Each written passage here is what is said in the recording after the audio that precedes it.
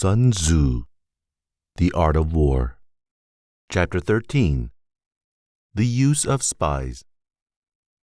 Raising a host of 100,000 men and marching them great distances entails heavy loss on the people and a drain on the resources of the state.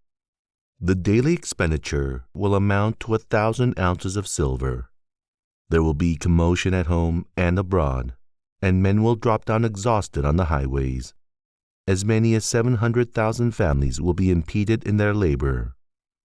Hostile armies may face each other for years, striving for the victory which is decided in a single day. This being so, to remain in ignorance of the enemy's condition, simply because one grudges the outlay of 100 ounces of silver in honors and emoluments, is the height of inhumanity. One who acts thus is no leader of men, no present help to his sovereign, no master of victory. Thus, what enables the wise sovereign and the good general to strike and conquer, and achieve things beyond the reach of ordinary men, is foreknowledge. Now this foreknowledge cannot be elicited from spirits. It cannot be obtained inductively from experience, nor by any deductive calculation. Knowledge of the enemy's dispositions can only be obtained from other men.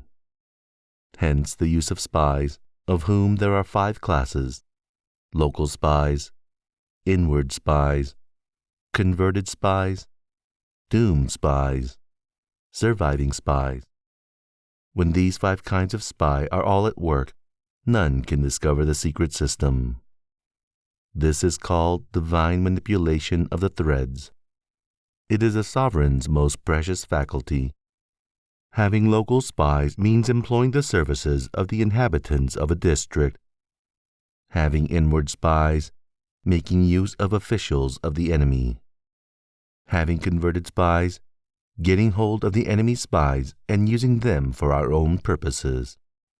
Having doomed spies, doing certain things openly for purposes of deception, and allowing our own spies to know of them and report them to the enemy. Surviving spies, finally, are those who bring back news from the enemy's camp.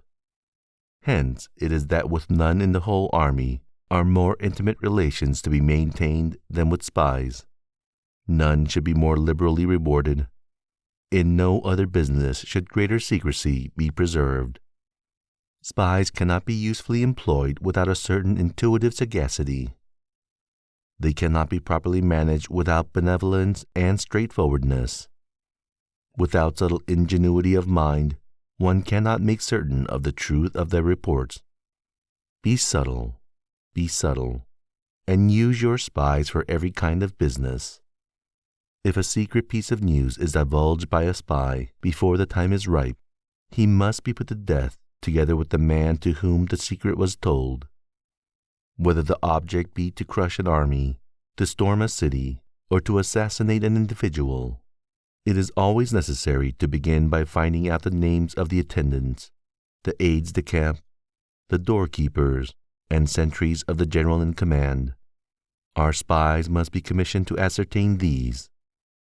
The enemy's spies who have come to spy on us must be sought out, tempted with bribes, led away and comfortably housed. Thus they will become converted spies and available for our service. It is through the information brought by the converted spy that we are able to acquire and employ local and inward spies. It is owing to his information, again, that we can cause the doomed spy to carry false tidings to the enemy. Lastly, it is by his information that the surviving spy can be used on appointed occasions.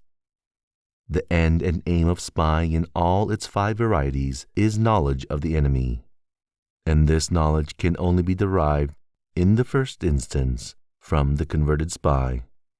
Hence, it is essential that the converted spy be treated with the utmost liberality. Of old, the rise of the Yin dynasty was due to Yi Qi, who had served under the Shah.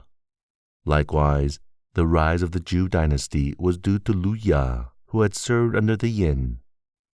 Hence, it is only the enlightened ruler and the wise general who will use the highest intelligence of the army for purposes of spying, and thereby they achieve great results. Spies are a most important element in war because on them depends an army's ability to move.